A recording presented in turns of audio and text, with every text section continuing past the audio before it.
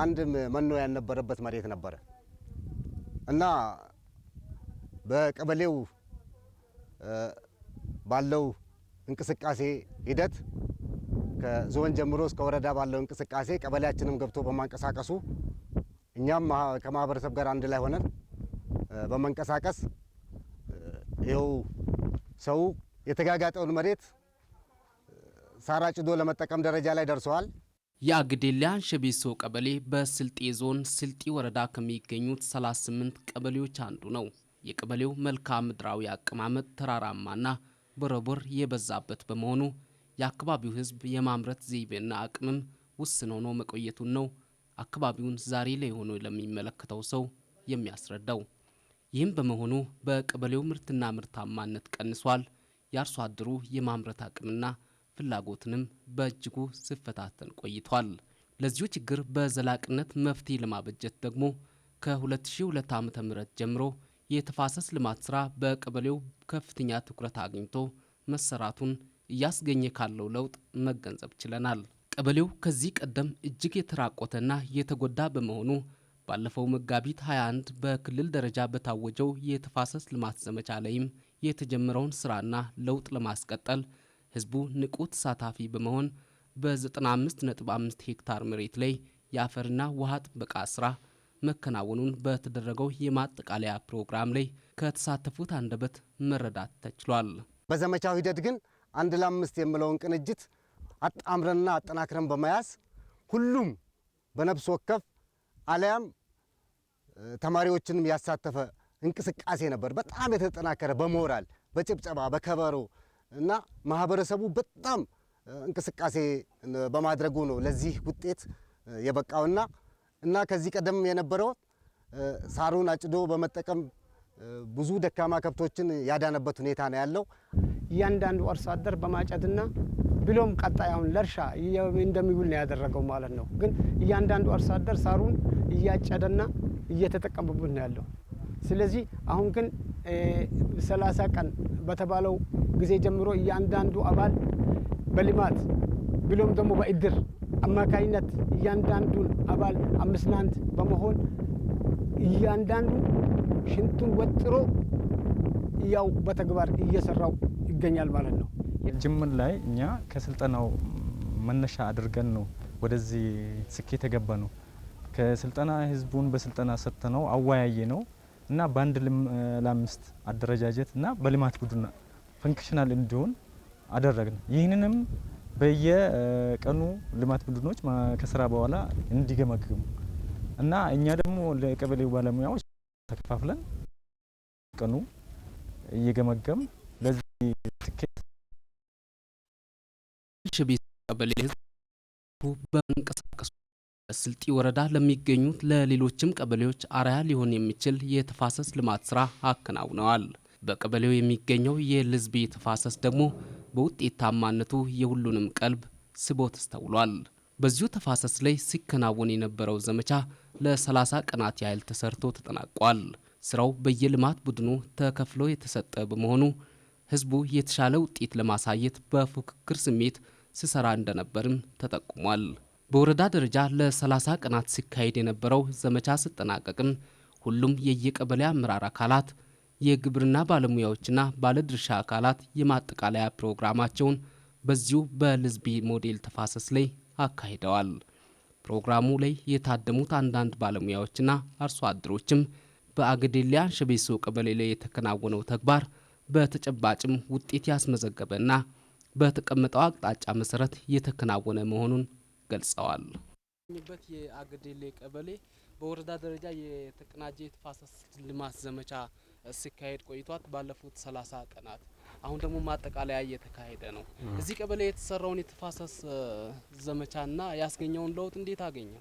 ኦኬ፣ ያው ምናልባት ያው እንደ ወረዳችን ባለፉት ለ30 ቀናት ያው የነጻ ጉልበት ስራ ሲሰሩ ቆይተው ዛሬ ያው ከወረዳችን ያው የተሻለ የተፋሰስ ስራ የሰራበት ቀበሌ ላይ ነው ዛሬ ያው የምንገኘው እና ያው የልምድ ልውውጥም በተፋሰስ የ30 ቀን የነጻ ጉልበት ህዝቡ በአደረጃጀቶችና በአንድ ለ5 ስር ምን አይነት ስራ እንደሰራ ያው ዛሬ ያየንበት ሂደት አለ እና ያው ካየነው ስራ አንፃር ምንድነው አደረጃጀቶችን ፈንክሽናል አድርገን ወደ ተግባር ከገባን እና በአደረጃጀት የሚሰሩ ስራዎች ምን ያህል ውጤት እንደሚያመጡ ያየንበት ሂደት አለና ሌላው አንደኛ ምንድነው ልማት ቡድኖች እርስ በርሳቸው ተዋውቀው በአንድ ለአምስት ስርም ጭምር የተሻለ ስራ የሰሩበት ሂደት አለና እንትኑም ስራውንም ስናየው ምናልባት እንደኛ ቀበሌ ነባራዊ ሁኔታ የሰራናቸው ተፋሰስ ስራዎች ነበሩ በ30 ቀን የነጻ ጉልበት።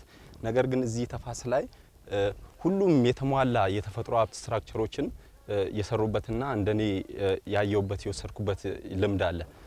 በዚሁ ቀበሌ በተከናወነው የማጠቃለያ ፕሮግራም ላይ በዘመቻው ወቅት ለተመዘገበው ውጤት የጎላ አስተዋጽኦ ላበረከቱ ግለሰቦች፣ የልማት ቡድኖችና ቀበሌዎች የማበረታቻ ሽልማት ተሰጥቷቸዋል።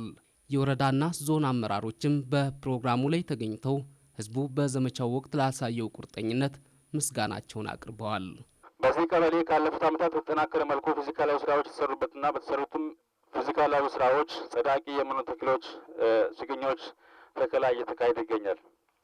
በመሆኑም የተያዝነውን የ5 ዓመት የእድገትና ትራንስፎርሜሽን እቅድ አምሮ ከያዘን ደህንነት መላቀቂያ መንገዱ ይኸው በተደራጀ ልማት ሰራዊት የተቀናጀ ተፋሰስ ልማት ተጠናክሮ ሲሰራ መሆኑን ተገንዝበን በደንብ ልውውጡ ተሳታፊ የሆናቸው አመራሮች፣ ባለሙያዎችና አርሶ አደሮች ከዚህ ቀበሌ ልምድ በመቅሰም ወደ ቀበሌያችሁ ውስጥ መለሱ የበለጠ ስራ እንደምትሰሩ መተማመን ለዚሁ ስራ ሳይታክት ሳይሰለች ሞዴል ስራ የሰራው የአጌደሌ ቀበሌ ህዝብ፣ የቀበሌው ሙያተኛና አመራር በወረዳው ህዝብና በተሳታፊው ስም ከልብ አመሰግናለሁ። ከአግዴሌ አንሸቤሶ ቀበሌ የተገኘው ተሞክሮ ጠቃሚ በመሆኑ በሁሉም ቀበሌያት ለማስፋፋት እንደሚሰሩም ነው ተሳታፊ የነበሩት አንዳንድ አስተያየት ሰጪዎች የተናገሩት።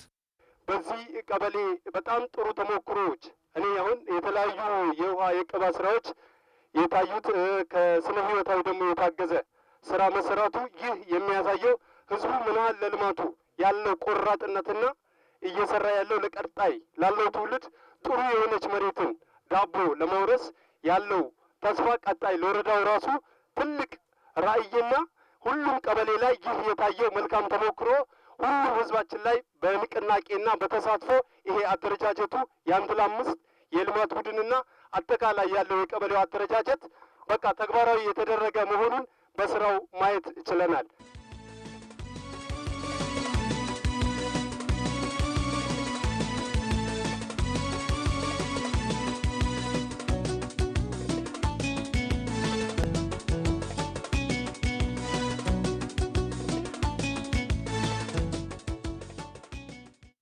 እዚሁ ቀበሌ ተካሂዶ የነበረው የተፋሰስ ልማት ዘመቻ የማጠቃለያ ፕሮግራም ከተጠናቀቀ በኋላ ከወረዳው ሁሉም ቀበሌ የተወጣጣ ቡድን ይበልጥ የተሻለ አፈጻጸምና ውጤት ካስመዘገበው በሁልባረግ ወረዳ የአንበርቾ ቦራራ ተፋሰስ ተሞክሮን ለመቅሰም ወደ ስፍራው አቅንቶ ነበር። ይህኛው የአንበርቾ ቦራራ ተፋሰስ በዞን ደረጃ እንዲሁም ለሌሎችም አካባቢዎች ጥሩ ተሞክሮ ሊሆን በሚችልበት ሁኔታ በመሰራቱ እንደ ስልጤ ሁሉ ለተሞክሮ ልምድ ልውውጥ የሚመጡት ቁጥር እየተበራከተ መምጣቱ ተገልጿል። የአካባቢው ሕዝብ ተፋሰሱን ለማልማት የሰጡት ትኩረት በክልል ከፍተኛ አመራሮች ሁሉ አድናቆት አስገኝቶላቸዋል። ተፋሰሱ ከላይ ተራራው ጫፍ ጀምሮ እስከ ታች ድረስ የአፈርና ውሃ ጥበቃ ስራ በተገቢውና በተቀመጠው አቅጣጫ መሰረት ተከናውኗል። ለአካባቢው የሚስማሙ ስትራክቸሮችም ተሰርተዋል። በኢትዮጵያ ወንጌላዊት ቤተ ክርስቲያን መካነ ኢየሱስ ማዕከላዊ ደቡብ ሲኖዶስ የመስቃን ስልጢ ፕሮጀክትና የስልጢ ወረዳ ባዘጋጁት የመልካም ተሞክሮ ልምድ ልውውጥ ላይ የተካፈሉት አርሶ አደሮችና ባለሙያዎችም ተፋሰሱ እንዴት እንደተሰራና ለቀጣይ ስራቸው ጥሩ ግብዓት እንዳገኙም ገልጸዋል። ውስጤ በጣም ነው ረካው። ሰርፕራይዝ ነው እንኩት መጀመሪያ ስመጣ አጌደሌን አይተናል። አጌደሌ ላይ ከሌላው ቀበሌ ከወረዳችን የተሻለ ነገር ነበር ብዬ ወሰድኩት። በጣም የሚገርመው ግን እኔ እዛ አሁን ባለፈው ኤልሲዲ ላይ ወረዳ ላይ ያየነውን ነገር በሙሉ እዚህ ማየት ነው የቻልኩት። በምንም እንትን ማይገናኝ ትልቅ ስራ ነው የተሰራው እዚህ ሁልባራግ ወረዳ ላይ ማለት ነው። ባለፈው የትግራይን ተሞክሮ ወረዳችን ላይ መጥተን በኤልሲዲ ካየን በኋላ ወደ ተግባር ከገባን በኋላ ያየነው ነገር አለ። ሆኖም ግን አሁን እዚህ ከመጣው በኋላ እጅግ በጣም ራሴን ከማመን እንደው በጣም ነው ለራሴ ግር ያለኝ። ይህም ማለት ምንድነው? በርካታ የተፋሰስ መርሆችን ተከትለው ከአናቱ ጀምረው እስከ ታች ድረስ ያለው ነገር በጣም አስደሳች ነገር ነው። ብዙ ቦታ ያየነው ነገር አለ። አሰራሩ እንዴት ነው፣ በምን መልኩ ነው የሚለው ነገር ዞረን አይተናል። ትሬንቾች አሉ፣ ገንዳዎች አሉ። በርካታ ነገሮችን የያዘ ስለሆነ እጅግ በጣም ጥሩ ነገር ነውና ይህንም ስል ደግሞ እንደ ጥያቄ ማንሳት ነገር አንድ ነገር አለች። ምንድነው በምን አግባብ እንደተሰራ ይሄን ነገር በደንብ ቢያብራሩልን ለኛ ተሞክሮ ሊሆን ይችላል። የሁልባረግ ወረዳ አመራሮች ስራውን አስመልክቶ ከተሳታፊዎች ለተነሱ ጥያቄዎች ማብራሪያ ሰጥተዋል። ተፋሰሱ የተሰራበት አግባብን በተመለከተም ገለጻ አድርገዋል። የስልጤ ወረዳ አመራሮች በበኩላቸው የቀሰሙት ልምድ ጠቃሚ በመሆኑ ሊተገብሩት እንዳነሳሳቸው ገልጸዋል። ስልጠናውን ስንሰጥ ትግራይ አካባቢ ያየናቸውን ነገሮች በኤልሲዲ ጭምር በመታገዝ ሁሉም አመራር እንዲሳተፍበትና ባለሙያውም ጭምር አስተያየት እንዲሰጥበት ተደርጎ እንግዲህ በዛ ደረጃ ሁሉም ግልጽነትን የፈጠረበት ሁኔታ ነበር የነበረውና በወረዳ ደረጃ ይህን ከፈጸምን በኋላ የወረዳውን መነሻ በማድረግ ሁሉም ቀበሌያዊ አድርጎ እቅዱን እንዲያዘጋጀው በማድረግ በየቀበሌው የልማት ጣቢያ ሰራተኛው አመራሩ ዝቅተኛ አመራሩ ጠቅላላ በተገኘበት ያው ውይይት እንዲደረግ ነው የተደረገው። ውይይት እንዲደረግ ስልጠና እንዲሰጥበት ተደርጎ በአዲስ መልክ ስልጠና የተሰጠበትና የትግራይን ተሞክሮ መነሻ በማድረግ ውይይት የተደረገበት ሁኔታ ነበር የነበረው። በውይይቱ ወቅት የነበሩ ጉድለቶችን ማለትም የኛ ችግር ምንድነው፣ እንደ ትግራይ መስራት ያልቻለው ለምንድነው፣ ህዝባችን እንደ ትግራይ መሳተፍ ያልቻለው ለምንድነው የሚለውን ነገር ከአመራራችንና ከሚመለከታቸው አካሎች ጋር በመሆን ሰፊ ውይይት ነው ያደረግነው። በወረዳችን ውስጥ ሞዴል ውስጥ ተፋሰስ ከሁለቱ ውስጥ አንዱ ነው የአምበሪቾ ቦራራ። በተመሳሳይ መልኩ ዳጤ 6 ቀበሌም እንደዚሁ ዋሾኔ ተፋሰስ ላይ ተመሳሳይ ስራ የተሰራበት ሁኔታ አለ። ሌሎችም የተወሰነ ልዩነት ቢኖረውም እጅግ አበረታች የሆነበት ሁኔታ ነው ያለው። ወደ ቦራራ ነው ተፋሰስ ስንመጣ እዛ አካባቢ ያለውን ህብረተሰብ ከቀበሌ ማዕከል ክህሎት ስልጠና ጀምሮ እንደ ቀበሌው የተፋሰስ ልማት ስራ ባለመሰራቱ የነበሩ ችግሮች መንስኤዎችና መፍትሄዎች ምንድናቸው በሚል በዝርዝር ተለይተው ተደርጓል። በዚህ ሂደት እዛ አካባቢ በተደጋጋሚ በጎርፍ የመጠቃት ሁኔታ ነበረ። ያንን አካባቢ ማልማት የመኖር ያለመኖር ጉዳይ እንደሆነ ከህብረተሰቡ አንስተን ውይይት አድርገናል።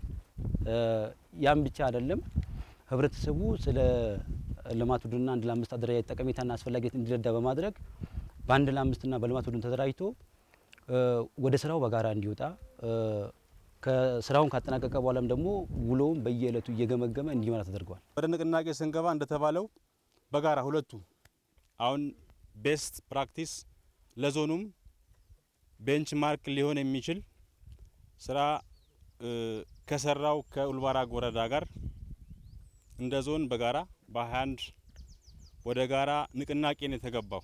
በዚህ ሂደት እንዳጠቃላይ እንደኛም ወረዳ በየቀበሌው የትግራይ ተሞክሮን ተግባራዊ ለማድረግ የተጀመሩ ጅምሮች አሉ። በየቀበሌው የተለያዩ የህብረተሰብ ክፍሎችን ያለማሳተፍ ችግሮች ነበሩ። በዛ ሂደት ሁሉም ሰው ሴቱም ወንዱም እንደዚሁም ሽማግሌውም ሊሳተፍ የጀመረበት ሂደት በጥሩ ጅምር የሚወሰድ ቢሆንም አሁን ግን በተለይም ጠዋት በእኛ ወረዳ አጌደሪ ላይ ያየነው አጠቃላይ እንደ ወረዳ የተሻለ ስራ ብለን ለማየት ሞክረናል።